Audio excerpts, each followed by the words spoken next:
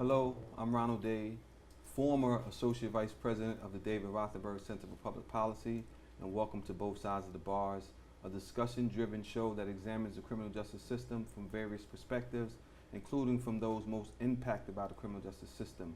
We discuss critical questions about how the current system works, its intersections with social justice, and highlight the efforts that are being made by folks to improve the lives of everyone that is affected by it. We ask you, the viewer, to spread the word about Both Sides of the Bars and to share your comments with us on Twitter at The Fortune Society. Today, I'll be hosting my last show, and I have some special guests, the founder of the Fortune Society, David Rothenberg. Thank you, David, for being here. And he's actually going to host the show today. So we have the past, the present, and my colleague, the new Associate Vice President of the David Rothenberg Center for Public Policy, Khalil Cumberbatch. Thank you, Khalil, for being on Both Sides of the Bars today. Thank you for having me. Appreciate having both of you. So what I'm going to do, I'm not going to host today. I'm going to turn it over to David and allow him to kind of introduce some subjects related to how the Fortune Society got into the policy world in doing advocacy from the outset. So well, David, why don't I turn it over to you? Yeah, Ronald, when we began, we were not a service organization. It was a volunteer organization, and advocacy was what started us. I knew nothing about prison. I produced a prison drama, Fortune in Men's Eyes, started meeting men and later women who had been in prison who came to discussions after the performance. Mm-hmm. And the thing that I realized, as many of them started joining us on the stage in the discussions, is that this was an unheard voice. There was virtually no one speaking for the needs of men and women coming out of prison, about employment, about housing. And what I found out was I'm meeting men, and I keep saying men because it was about a year before women started coming forward. I started meeting men who were smart, who were charming, who were likable, and who had these barriers about housing and about jobs. And many of them had been lying to families and neighbors about where they had been for 3 years or 5 years. I had been down south. Or in the military. Or in the military. All sorts of stories. And I think the first thing we did as advocates is put a face on a population that was unseen and unheard. And from that, when we formalized, as the guys became visible on television and heard on radio, other people started coming to us for services. And parole had a policy at that time that parolees could not be associated with each other. Known criminals could not be with known criminals. And so a lot of the guys were hesitant about speaking out. And I went on a radio show and said, it's like having an AA meeting and not letting drunks come. And so the National Council of Crime and Delinquency arranged a meeting with myself and parole commissioner at that time, Russell Oswald, who later became the Commissioner of Correction during the Attica uprising. And they agreed to let parolees come to Fortune. That was a major breakthrough for advocates, saying that people who had needs could get help. It was so obvious. But they said that we couldn't socialize with each other, which was absurd. So what we did as advocates, we went into a Howard Johnson's, 9 of us on 9 separate tables, called the press in, and we shouted at each other saying that we're working together, but we couldn't associate with each other socially. And they changed that, and they said, yes, it was possible if we're doing positive things. And I think just putting men and women on television and radio changed public perception that these were human beings who had real needs. And then the big thing in Fortune's history was the Attica inmate uprising in 1971, because we were the only game in town, and the press inundated our offices looking for somebody who had been in Attica. And of course the 3 of us went up there during the riot. And so the world was focused on Attica. It was the major news story worldwide. And we were the center of it on the street because nobody else had a voice. So as advocates, we grew from that. And the social programs, the counseling and education and job finding and mental health and all of those things came, and the people coming to us, the men and women coming out of prison, really defined our structure because we responded to their needs. They defined what they needed: jobs, housing, counseling was the unstated but the obvious, and that was the early counseling just took place in cars on our way to speaking engagements. I think all of that is still in evidence in the years that you have worked, isn't it? It's that, I mean, we were primitive and you were much more sophisticated, but it's really not different. Yeah, not a lot has changed over the years. The needs of the individuals that have been impacted by the system have actually grown, right? So we have, as an agency, due to what you started, tried to respond to some of these needs. The thing that I say often that I appreciate tremendously about the services is that, okay, we're doing this work ensuring that people get access to education, to housing, and to jobs, but you can't service your way out of some of the situations that people find themselves in. If you say I'm going to provide you with some job training, but no one wants to hire me, then I'm still in a pickle. Right. If you say I'm going to provide you with some housing assistance, but the landlords don't want to allow me to live in those communities, then I'm in the conundrum. So the advocacy does the work create the opportunity. Exactly. But also, I think the environment that Fortune created, so that men like yourself, when you've come out of prison, it's easier for you to identify the needs, and people are more likely to share with you because you understand what they're going through. Yeah. And you become their advocate in a sense, and they define you. I don't know how many years you've been home. I've been home 10 years. 10 years. So somebody coming in now will bring you up to date about what's happening in the institutions, and you could be an advocate and get constantly getting the information about what's happening in the institutions. Exactly. And we go inside. So we have a large contract with Department of Corrections, so we go inside and we can represent to people that, as you know, we often say that this too shall pass. They're in that situation now, but their lives can be different. Their lives can be better depending on, you know, circumstances. I mean, people have to be receptive to the idea of change. And for me, I mean, I did 15 years inside and then 5 years on parole.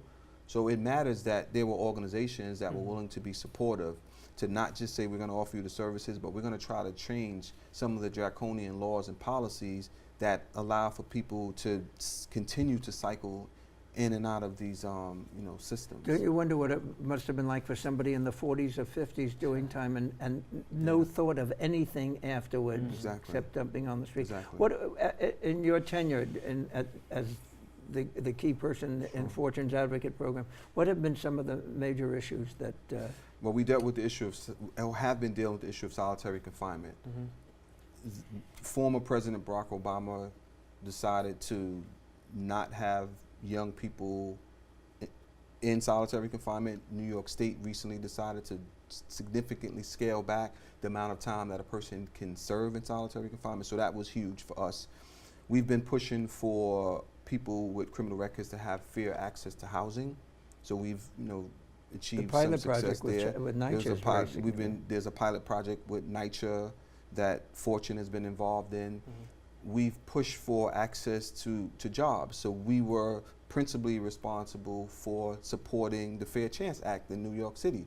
We have one of the strongest. Which means what? What is the Fair Chance? It's a anti-discrimination policy, and it removes the question about one's criminal history from the application, allows for an employer to take a person seriously even though the person has a criminal record. So those are some things that are really huge for us. We also were involved in access to education. So we testified before the SUNY Board of Trustees, and although CUNY doesn't ask the question about criminal records, but SUNY in their 64 campuses were doing it, and a lot of people who have criminal records decided not to go, or it was just a barrier for them. And the testimony of us and the work of some of our partner agencies, SUNY recently decided to remove the question about criminal records from the application. So now more people can get access to a college education. You know, so that's something that is huge that has happened. As you compile that, it's interesting. People want to know about the recidivist rate. Here is a society, the system has been saying through laws, you can't work and you can't go to get an education, and you can't get housing, what's left for somebody exactly. whose past is, as a man once said a long time ago, when I rob somebody, they don't ask for a resume. Exactly. That's true.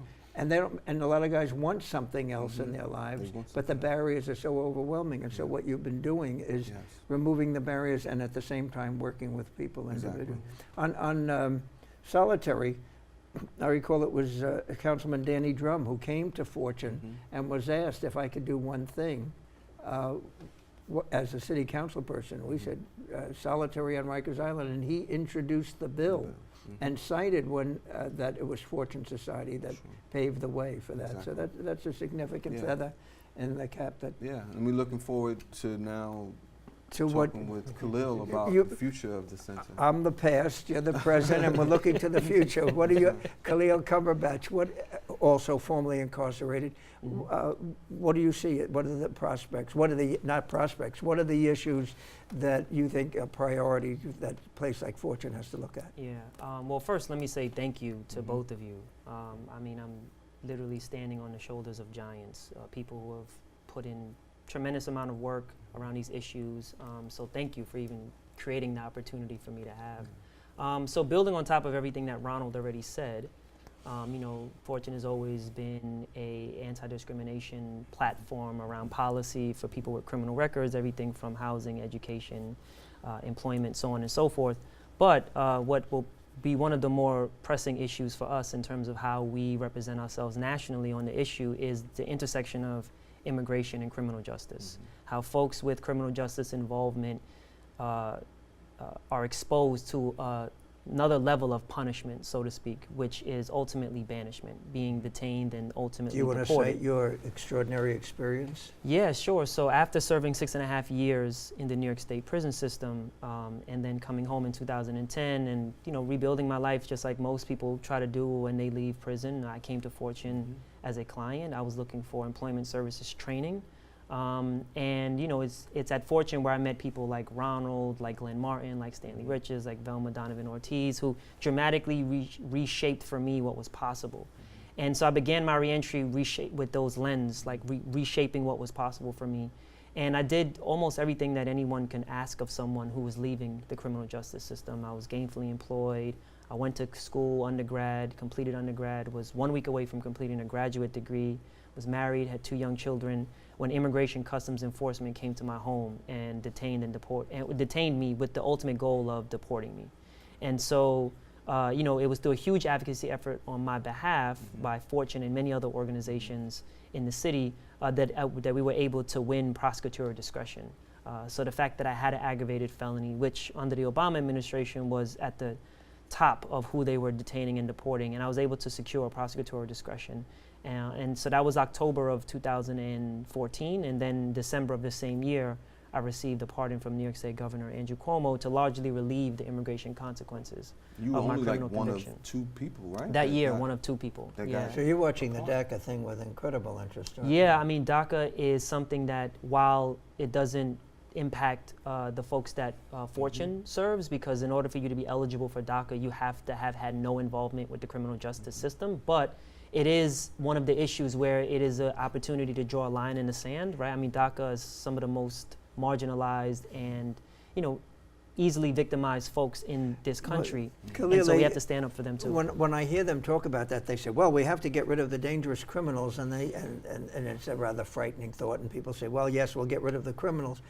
But in fact, we know of one man who has been deported, who went to prison at 18, came out at 25, was out for 11 years, and like you, had established himself in the community, was working, married, 2 children, and his criminal life was way in the past, but because he had that record, he was deported back to the Dominican Republic, a country in which he knew no one because he came here as a child, as an infant, actually. So that we have to be very careful when we listen to the major media, which is not draconian in their approach to the issue, but separates those with a record as being people that justifiably are deported, and it's not always the case. No, it's not. And plus, I mean, I think that speaks to the larger issue that not only the DRCPP has to face, but advocates in general, is, you know, this notion of who is a criminal, like who we're really talking about when we talk about mass incarceration, who we're really talking about when we talk about mass deportations. And largely they're people who are fathers, mothers, aunts, uncles, community members, folks who would contribute to society if they were given the right resources and opportunities. And then the other part of it is that moving away from the notion of good immigrant, bad immigrant, that there are some folks that, may have committed a crime and been exposed to the criminal justice system, and therefore they are somehow less worthy or less irredeemable, or redeemable, I should say, than folks who have never had any involvement in the criminal justice system. Putting aside the immigrant issue and just dealing with formerly incarcerated people, one of the most significant things is when men like Ronald and you just enter a room and it erases the stereotypes, because the preconceived notion is that somebody who has been in prison is a danger to our society, and that's sold because the much described prison industrial complex, there's big money in maintaining the institutions, and therefore the myths have to be maintained. So I think that with all of the issues that you deal with, which have to be dealt with, one of the most important things as advocates is how you enter the room and present yourself. And I would say also what's equally as important, and I think the field of criminal justice reform in general is trending towards this, is the fact that folks like myself and Ronald and Velma and other formerly incarcerated women have to be invited into the room. We have to be not only invited, but we have to have a large dictation on what's going to happen during those meetings and what's on the agenda. So in other words, to empower the folks and not just tokenize them. And because, we wouldn't look at, there's no other social justice movement where they have never had the folks who've been directly impacted at the forefront of those movements that have been successful. Well, to go back to the beginning and see all the ties, I was the classic square, because when I started those dialogues on the stage, I had never met formerly incarcerated people, and these guys started introducing themselves from the audience, and I was astounded at my own ignorance about the prison system and my own preconceived notions, and was so surprised to meet men who I was happy to call my friends. And one of the early people was Kenny Jackson, who eventually became Mario Cuomo, as governor, engaged him to be the troubleshooter, to go into the prisons to report back to him directly, which is exactly what you all are doing now. But it was interesting that the governor of the state saw that somebody who had been inside and had experienced it had the expertise to give the political people the information, and that's what you all are doing. And I would say that he was way ahead of the curve in that respect, right?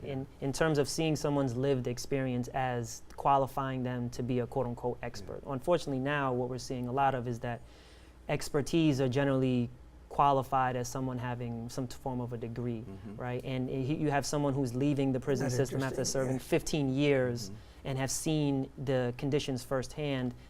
On many respects, that person is undoubtedly the expert, right? Just because of their lived experience.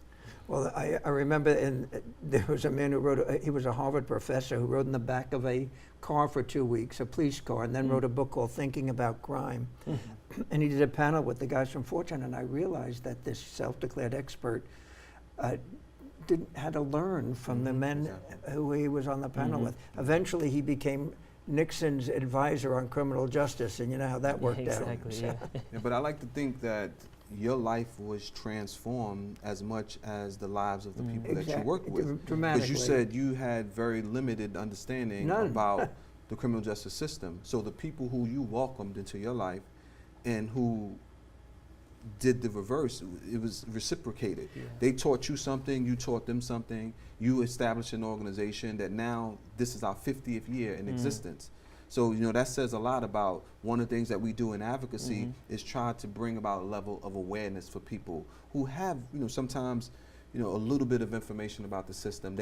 But when you turn on the news, you often see crime, and that's what people know about the system. As soon as I turn on the news, a crime has been committed, and the person of color more than likely is the person that's being arrested or detained or what have you. But so what we try to do is debunk a lot of the myths and stereotypes about people. It's not just that people are committing crimes, people have also transformed their lives and are doing really well. Well, that's one of the important advocate things that we do, is inviting not only elected officials, but community leaders to visit Fortune to see that the preconceived notions are not true, that when they see the humanity of the people striving, and I always say facetiously, but it's accurate, that all elected officials should visit the prisons and see Fortune because as a profession it has one of the highest degrees of incarceration. Exactly.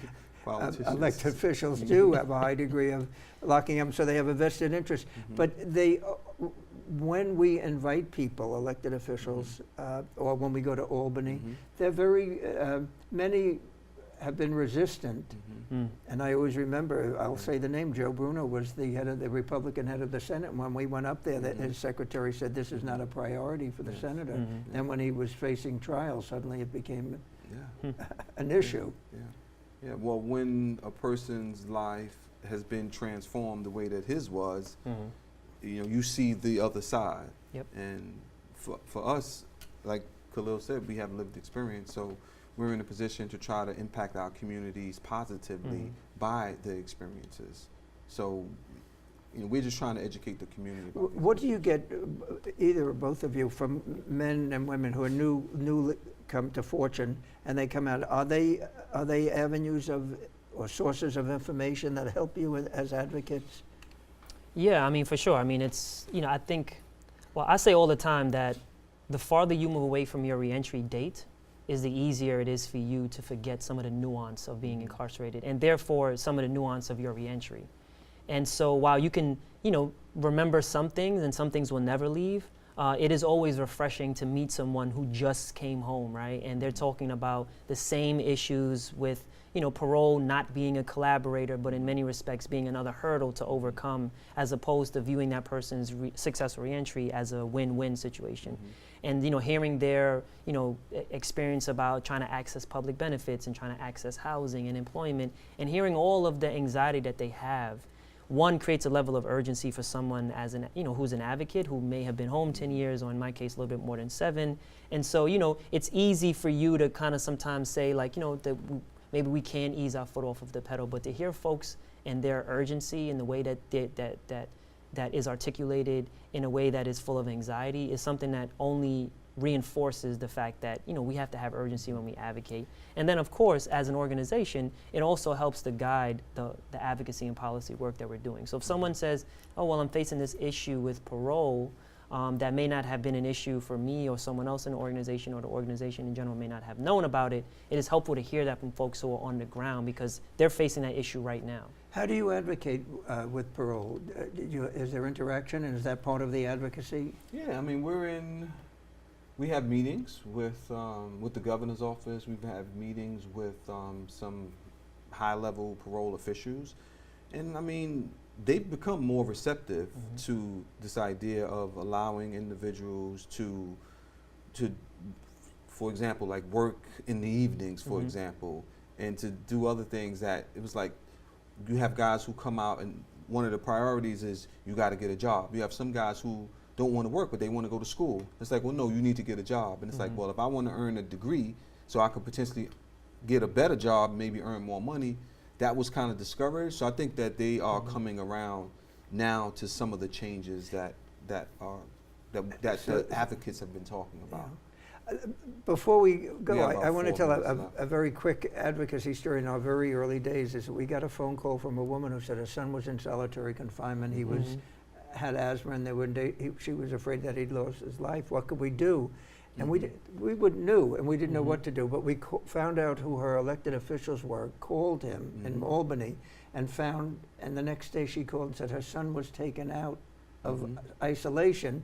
And when we called and we wanted to know why, the senator's office said, correction has to come to us for their budget. And we realized that everybody was accountable, and that as advocates, you can use that to make sure that correction, parole has to be accountable. And if you're right on an issue, that you can make a difference. I'm told we have to get out of here. So well, we have a couple of minutes left. So one of the things that I would ask, you know, in maybe a minute or so is, what do you say to our viewers about how they can get involved in advocacy in about a minute or so? Well, with the Fortune Society specifically is to contact us and volunteer, but in their own community, I think to hold people accountable to, and with using the media, and to hold their election officials accountable and asking them that what's happening with people coming out to in their area. Are they getting the kind of support, or are they being left drifted, homeless on the street, which then threatens and has an impact negatively on the community? That everybody has a stake in how people re-enter society from the prisons. And Yeah, and so to add to that, I would also say that sometimes the most immeasurable parts of advocacy happens in small conversations, right? And so folks need to understand that criminal justice system issues in general are social justice issues, and so that the same way that someone would take a stance towards an elected official about not having the garbage collected, while that is a community social justice issue, the same thing happens. The same level of attention should be paid to reentry, right? Because folks are coming back to our communities, and we want our communities to be safe. And so therefore, we have to continue to hold not only elected officials accountable, but sometimes ourselves, family members, other community members, on how we view the people that are coming back to our society. Thank you.